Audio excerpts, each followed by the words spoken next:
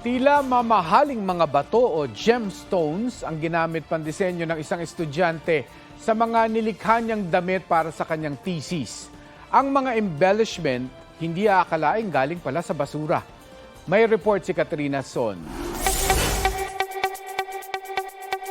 Makukulay, kumikinang, at talaga namang class. Mga obra yan ni Joshua Galano Asuncion para sa kanyang thesis na eco-fashion.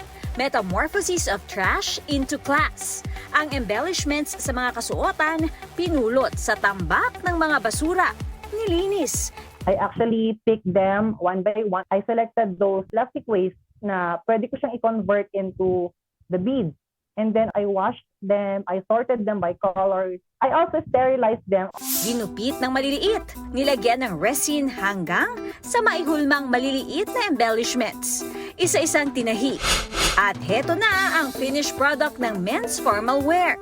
Elegante rin ang mga gown. Parang naging normal na sa atin yung problem ng plastic pollution. So I really want to contribute in my own simple way. Ang nagtutulak kay Asuncion ang kanyang pagmamahal sa kalikasan at pagkahilig sa pagdidisenyo. Target din niya maging wearable ang kanyang mga likha. I wanted to go in between fashion and green clothing where I can make a wearable item at the same time sophisticated pa rin yung mga mukha nila. Kahit mabusisi ang proseso ng paggawa ng mga pandisenyo mula sa plastik na basura, gusto ni Asuncion na mapatunayan na bukod sa mapapakinabangan pa, makakalikha rin mula sa mga ito ng mga kakaiba at magagandang bagay. It's really possible talaga na even yung mga trash na, it can be convertible into something else. And just like yung mga sinasabi ko na worm, yung caterpillar, in the future, they will turn into something like a magnificent butterfly.